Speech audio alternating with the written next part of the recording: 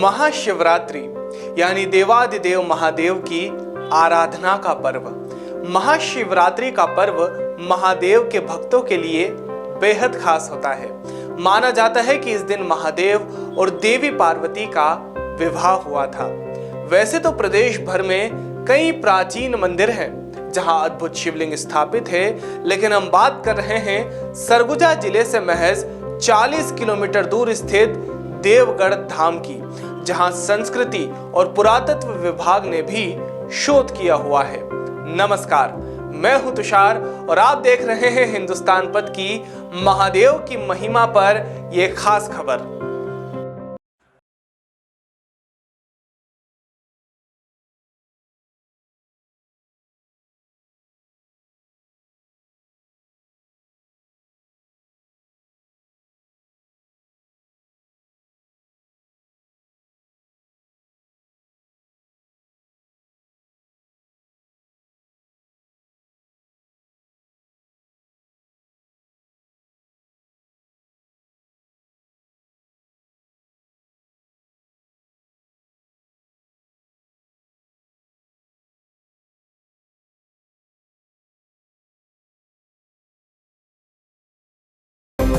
सरगुजा की गंगा कही जाने वाली रेण नदी के किनारे स्थित देवगढ़ धाम कभी इतिहास के पन्नों में दफन था।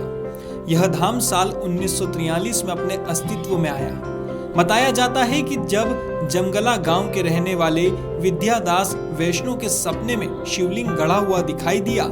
इसके बाद गांव वालों की मदद से मिट्टी की खुदाई की गई तो करीब 4 फीट की गहराई में शिवलिंग दिखाई दी, जिसमें एक जीवित दूध नाग लिपटा हुआ था।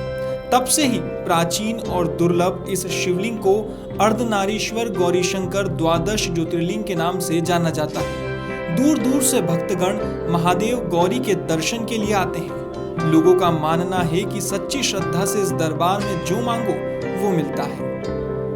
एक टीला था यहाँ पर जो है, और ये टीला जो सामने वृक्ष है वहाँ पर शिवलिंग जो छोटे वाले विराजमान है वो थे वहाँ पर। उस पे ग्रामवासी सब लोग पूजा पाठ करते थे।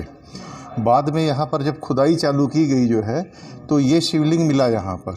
तो ये शिवलिंग नीचे तक कहाँ गया है किसी को कोई जानकारी नहीं है, और यहीं पर फिर ये मंदिर जो है सब ग्रामवासियों के सहयोग से यहाँ पर बनाया गया है। जल चढ़ता था पूर्व में, तो पूरा जल कहाँ जाता है पता नहीं चलता था, जो शिवलिंग के बना हुआ है स्थान जो है। लेकिन अब उसमें कुछ कचरा सीमेंट वगैरह भर करके जल बाहर आ जाता है, नहीं तो पहले कितना भी जल चढ़ाते थे वो जल बाहर नहीं जाता था। हाँ, दर्शन करने मान्यता यह है कि जो लोग आते हैं मन से जो है उनकी समस्त इच्छाएँ पूर्ण होती हैं यहाँ पर। तो बहुत ज़्यादा मान्यता है, लोगों का बहुत ज़्यादा विश्वास है यहाँ पर मंदिर शिव जी के प्रति। यहाँ पर जगदम्नी ऋषि की तपस्या स्थली इस स्थान को बताया जाता है।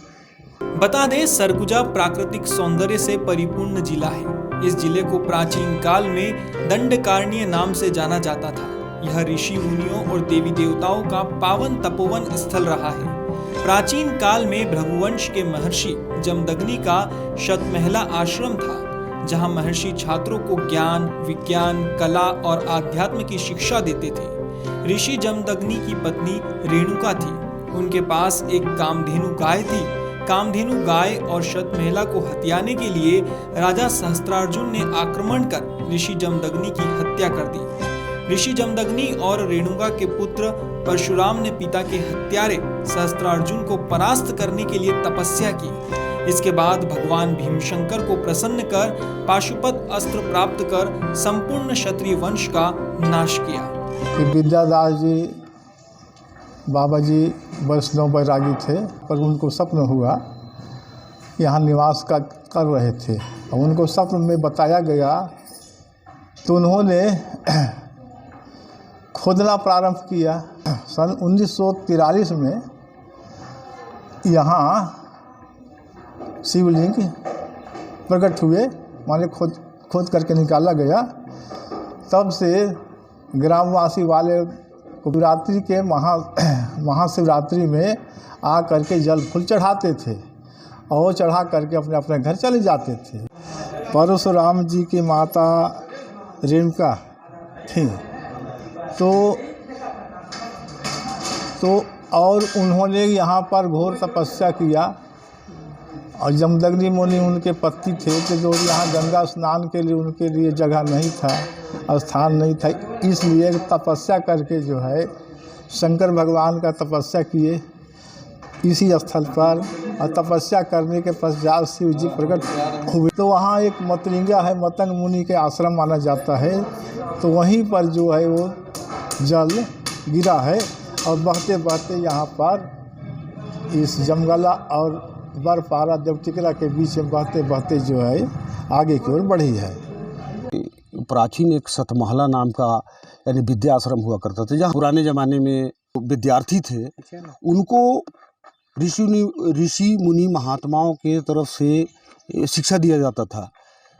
बाद में ये जो है धीरे धीरे करके अपना अस्तित्व खोता गया और यहाँ पर जो अवशेष दिखाई दे रहे हैं एक्चुअल में बिखरे पड़े हैं। इस किसी ज़माने में बहुत ही सुंदर और बहुत ही बेहतरीन ढंग से ये सजा सजाया ये आश्रम रहा होगा। भगवान परशुराम जी के पिता और जमदग्नि ऋषि और उनके माता रेणुका जी, जिनका मंदिर जो है देवगढ़ धाम में है, और उनके पिता का ये आश्रम संभवतः माना जाता है। शिव भक्ति से अनंत शक्ति, त्याग, तपस्या और तपोवन के नाम से जाने जाने वाला सरगुजा प्राकृतिक सौंदर्य से परिपूर्ण है। बताया जाता है कि रहस्यमय देवगढ़ धाम और अद्भुत शिवलिंग की जानकारी मिलते ही सरगुजा के पहले कलेक्टर राम बिहारी लाल श्रीवास्तव ने मंदिर का निर्माण करवाया था। देवगढ़ धाम के अर्धनारीश्वर द्वादश ज्योतिर्लिंग के दर्शन मात्र से हर मनोकामना पूरी हो जाती है। तो आप भी बाबा भोलेनाथ के दरबार में पधारें और दर्शन करें। साथ ही आप सभी को महाशिवरात्रि पर्व की ढेर सारी शुभकामनाएं।